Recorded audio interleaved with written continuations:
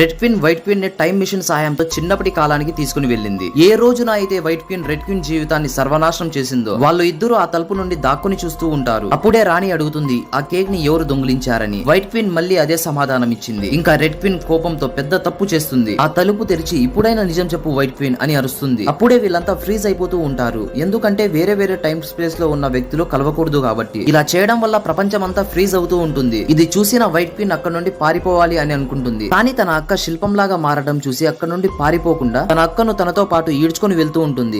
చూస్తూ ఉండగానే ప్రపంచం అంతా ఫ్రీజ్ అయిపోతూ ఉంటుంది. ఇంకా అలెస్ పరిగెత్తుతూ టైం మ్యాజిక్ బాల్ ని అక్కడ పెడుతూ ఉంటుంది. అప్పుడే ఆమె కూడా ఫ్రీజ్ అయిపోతుంది. ఇంకా టైం మ్యాజిక్ బాల్ తనంతట తానే యాక్టివేట్ అవుతుంది. ఇంకా ప్రపంచం అంతా ముందులాగే నార్మల్ గా అయిపోతుంది. వైట్ క్వీన్ సంతోషంతో రెడ్ క్వీన్ చేతులు పట్టుకుంటుంది. కానీ రెడ్ క్వీన్ చాలా బాధతో ఉంటుంది. వైట్ క్వీన్ ఇలా చెప్తుంది, అవునక్క నేను చేసింది తప్పే. ఆ రోజు అబద్ధం చెప్పి మిమ్మల్ని ఇరికించాను. ఆ రోజే నేను అమ్మతో నిజం చెప్పాల్సింది. ఈ మాటలని విన్న రెడ్ క్వీన్ మనసు